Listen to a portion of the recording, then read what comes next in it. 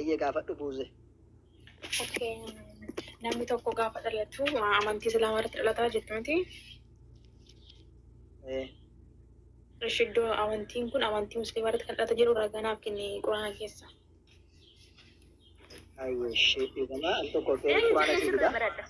Iddoon baradhu nan qaba. Kanaafiyyuu wal kabajuu qabna. Anamma isin xiqqeessu isin dhufne isin kabajaa baay'een isin jaalladha garuu gochi isin hojjechaa jirtanii. Ayyee galatoomi. Kunoo quraana argaa jirta. Quraana marraan si barsa. Oromiffaan ustaazessa jirtu Arabiffaan naa himte kaateetu naa hin. Suudiin jira leello laalo. Eenyu argachuun hin danda'a Dubaayitti. Dubaayeen argatte hin jira. Yeroo biraa shibiqqaan agashi taatee abjuudhaan raayyaa abbaa machaa wajjin ta'e sitti himuu nan danda'a kee. Ayyee keessaan dubbisi rakkoon hin jiru ammallee takka dubbachuu dandeessa barbaadde yeroo qabaannaan rakkoon tokko hin jiru ishee. Tolee ishee gadi hin buunan eega yoo ijoolleen kun fitane ani waa'ee amantii keessaan qabu. Amantiin kan abbaa mataa ofiiti. Ayyee galatoomi ishee. Obboleettii kiyya sirrii dubbisi. Yaa Muhammad karaa haqaatti dabuun fuula kee diiniif sirreessi. Uumaa rabbii ishee inni irratti nama uumes qabadhaa. Uumaa ishee inni nama irratti uumes qabadhaa. Uumaa rabbii jijjiiruun hin jiru. Santu amantii qajeelaadhaa jedhe. Uumaa rabbii irratti nama uume maali? Laaza asumatti amantii qajeelaadha. Amantii qajeela jechuun immoo eenyudha natti himta. Ishi musliima hin jedhu. Musliima kan jedhu naaf. Ishi amantiin qajeelaa amantii islaamummaa karaa Abrahaam faa barsiisaa turan sanatu amantii qajeelaadha.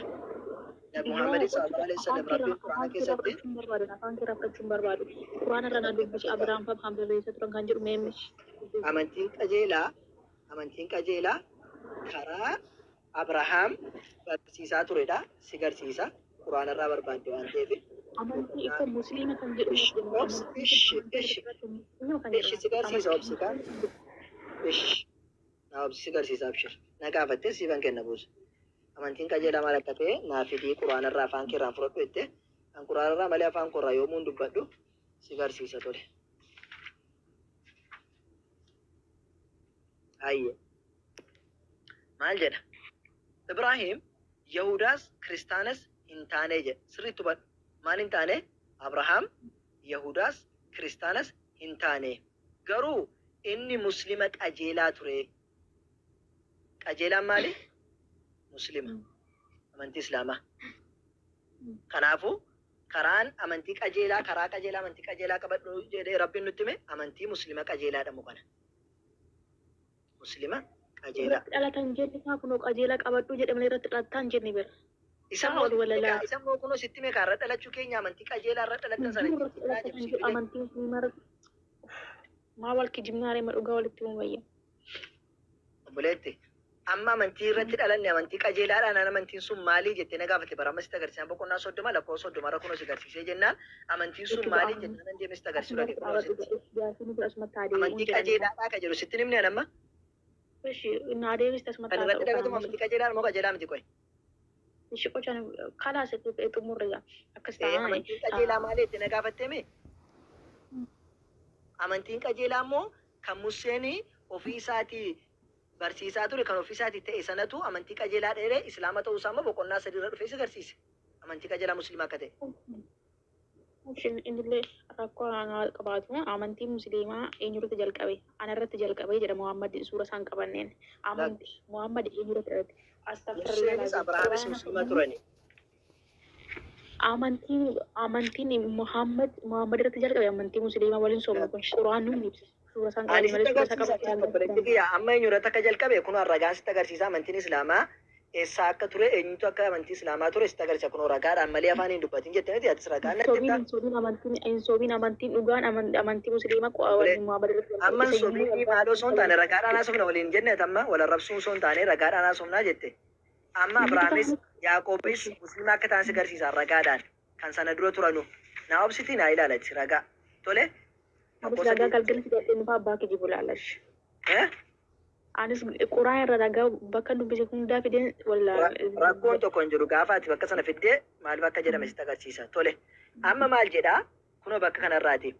Ibrahim 32 irraa sii kaasa tole. Indoo asitti 31 irraati. Yeroo gooftaan isaa rabbiin jala butame aslam gaafa jedheen aslam yookiin islaama ta'e jechuun rabbi jala butamuudha. Islaama jechuun. Yeroo gooftaan isaa rabbi jala butame isaan jedhe inni gooftaa aalamaa jala butameeraa jedhe ani muslima ta'eeraa jedhe jechuudha Ibrahim. Itti aansee maal jedhe? Ibrahim ilmaan isaatiif iddoo jalqabaatti deebiin. Yeroo gooftaan isaa rabbiin jala butame isaan jennaan innis gooftaa aalamaa jala butameera jedhe yaadadhuu jedhe. Itti aansee Ibrahim ilmaan isaatiif ishee yookaan islaamummaa dhaamee ture. Ilmaan isaati maal dhaame? Islaamummaa dhaale. Islaamummaa nuti Muhammadii jalqabate Abrahaamiin dhaamu ture. Tole Yaaqoobis sanuma dhaame. Yaa ilmaan kiyyaa dhugumatti rabbiin amantaa isiniif filee jiraa jedheen. Musliimoota taatan malee hin du'inaa. Rabbiin maal fileef amantaa? Amantaa islaamaa fileef jechuudha. Abrahaamiifis ijoollee isaa wantiitiifis jechuudha. Ijoollee Yaaqoobiifis rabbiin amantaa maali file? Islaamummaa filee jechuudha. Sila yeroo Yaaqoobitti duuti dhufnaan ilmaan isaatiin ana booda maal gabbartuu jedhe isin bira jirtu moo jedhe warra kiristaanaatiin. Hin beektus yeroo Yaaqoobitti du'a dhufeennaan ilmoo isaatiin maal gabbartu jedheen bira jirtu. Isaanis ni jedhan nuti gooftaa kee gooftaa abbootii kee Abrahaam, Ismaa'ilii fi Ishaaqin gabbarra. Ilaali gabbaramaa tokkicha kan ta'e gabbarra. Nuti isaaf ajajamtoota yookiin musliimootadha. Dhageesse? Kanaafuu jarri musliimoota turanii jechuudha. Museenis muslimaa akka ta'e si agarsiisa amma immoo. Bakka hamma oduu biraan fiddanii waa'ee amantii gaafachuu malee. Ga'u. Ammas immoo gaaffii nan qaba. Muhammadii ergamaa rabbiiti miti ergamaa rabbiiti. Iddootti rabbiin Muhammad ati ergamaa kooti jedheetti natti naabasi. Ayyee. Afaan rabbii keessaanii ergama ati Muhammad ergamaa kooti jedhee kan ittiin. Ayyee ati ergamaadha kan inni jedheen sitti agarsiisa. Rabbi jedhan malee kan namni biraan jedhu kan rabbi jedheen bichira. Maarreen quraana kan dubbate rabbi jedhe eenyutu jedhere? Quraanuma sitti agarsiisaara. Akkuma har'a isin namadha Nabi Muhammadii ergamaa miti jettanii jennaan waan rabbiin deebii isaaniif kenne si agarsiisa. Boqonnaa 33 lakkoofsa 40 irratti.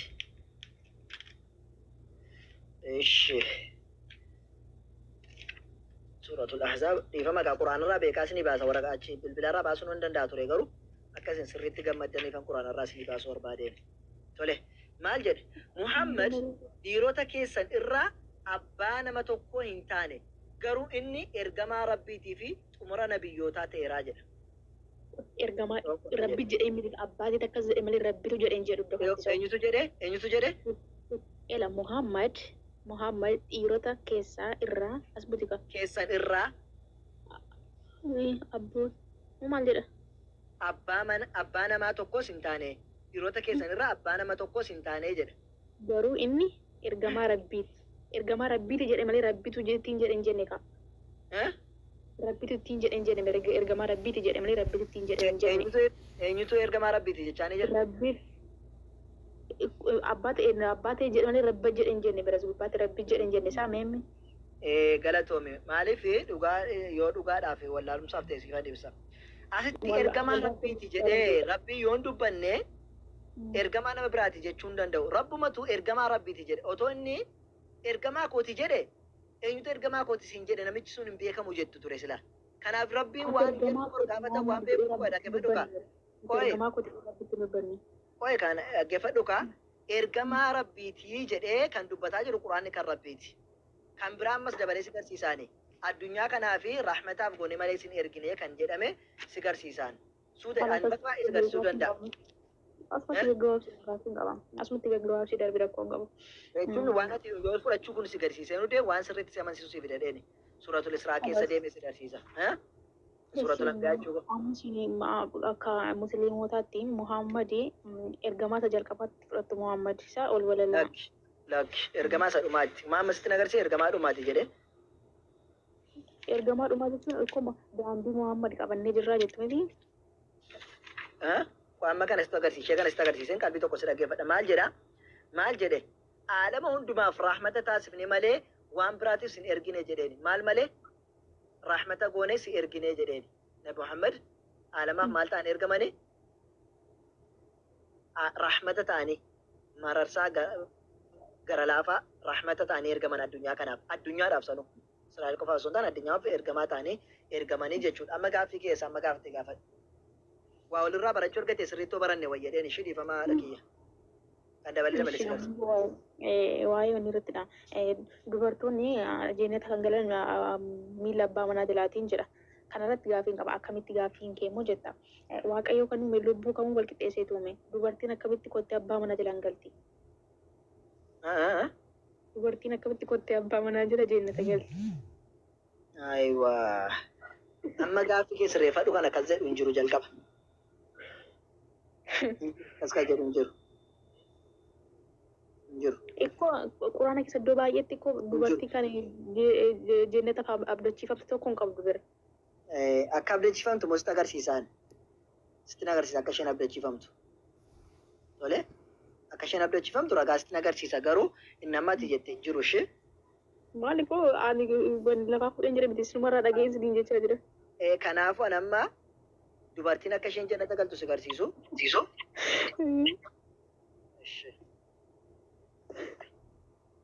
لا إله إلا الله بجانو سببه دستور من الله إلا كنا ماشي أشي متى جالك أو بارك إن أدب بسي جالك ساتي كبي جالك ماله لكو ساتور باتي تكون يكارم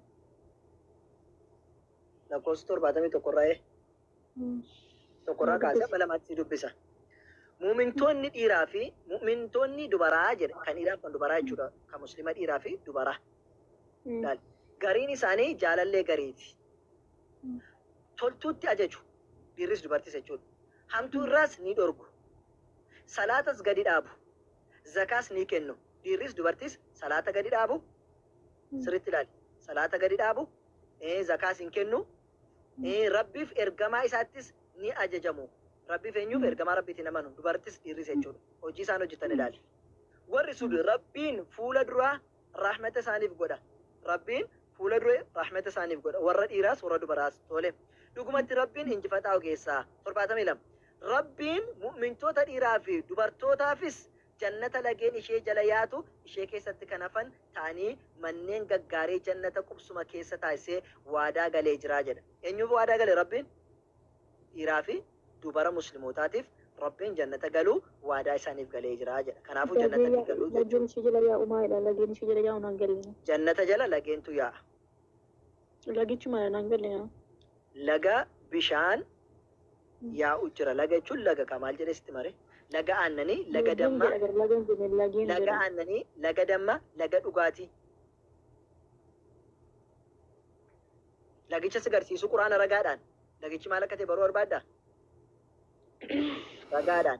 Garuu amma akka jannata galan argatte miti. Sanbooddee ragaadhaan si agarsiisa quraana irraati lagichi maal akka ta'e. Amma jannata akka dubartiin galtu akka abdachiifamte baga argite. Lagichi maal akka ta'e immoo si agarsiisa. Ani nama lama kana. Ishi. Namani maal amani jennee miti nu ragaa akka qabnu guutummaa sitti agarsiisuun malee silas hin amantuu miti.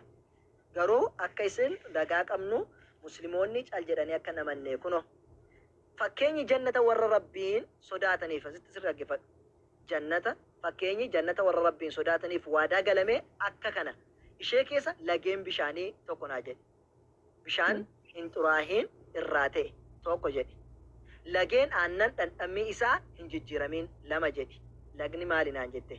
Aannaniif dammasiin hin jenne. Ishee lageen daadhii namoota dhuganiif mi'aawaa ta'e irraa ta'eef lama jedhe. Lageen damma qulqulleeffamaa nadhii irraa ta'etu isaaniif jira. Arfansaa lakkeeffadhu. Lagni amma maali jette? Laga aannanii, laga dammaa,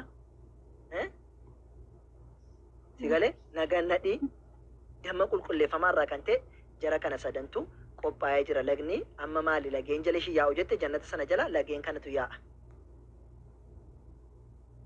Tole.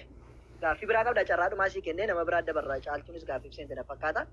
Carraadhumaa sii kennaa anis si gaafadha jechuudha. Gaaffii lama si gaafadhaan immoo amma kana gaafattee tokko dabaladhu amma gaaffii.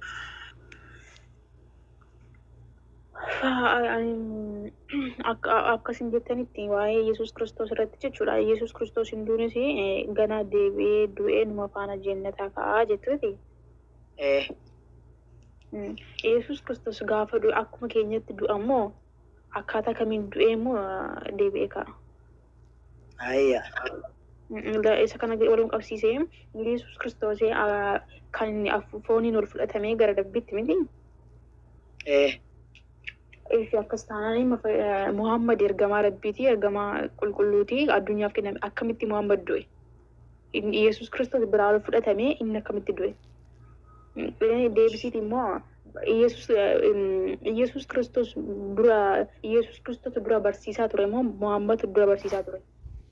Biyya lafaa irratti. Gaaffii sadii wal faana gaafattee silaa gaaffiin kee dhumee ture. Ishii kana sadansi deebisee nan mootoraa si gaafadha. Galatoome. Gaaffiin kee duubarraati fundattoo deebi'ee irra bareeda. Tartiibaa kan qabatu jechuudha. Duraan dursatti Nabi Muhammad moo Yesuus dura barsiisaa ture kan jettee fi Yesuustu dura barsiisaa ture tokko. Lammaffaa gaaffiin ati gaafatte Nabi Muhammad maaliif ol hin fudhatamne maaliif Yesuus Kiristoos ol fudhatame jette. Fakkeenyaaf nabiyyoota keessaa kan ol fudhataman jiru kan immoo lafumatti du'antu jiru. Fakkeenyaaf Iliyaasii yoo ilaalte Iliyaas akka macaafa qulqulluutti ol fudhatamee jira. Akka Quraanaatti immoo Idriis nan xumura. Akka macaafaatti immoo akka Quraanaatti immoo Idriis ورفعناه مكانا عليا ولسا فدنee jirra jedhe Rabbiin subhanahu wa ta'ala Quraana suuratul Maryam boqonnaa 19 keessatti dubbatee jira jechuudha. Tole nabiyyiin garuu ol fudhatamee fi gadi fudhatameen wanti wal isaan caalchisu hin jiru. Fakkeenyaaf Abrahaam hin du'e, Yaaqoob hin du'e. Tole Iliyaas immoo ol fudhatame. Kanaafuu Iliyaas Abrahaamii fi Yaaqoobiin caalaa kan jedhu hin jiru. Tole Idriis ol fudhatame waan taateef Nabi Muhammad immoo waan gadi du'aniif Idriis Nabi Muhammadiin caala wanti jedhamu tokko hin jiru. Kan ol fudhatameen caalaa kan gadi fudhatame immoo gadi aanaadha kan jedhu hin jiru. Gadis deemtu olis deemtu gonnis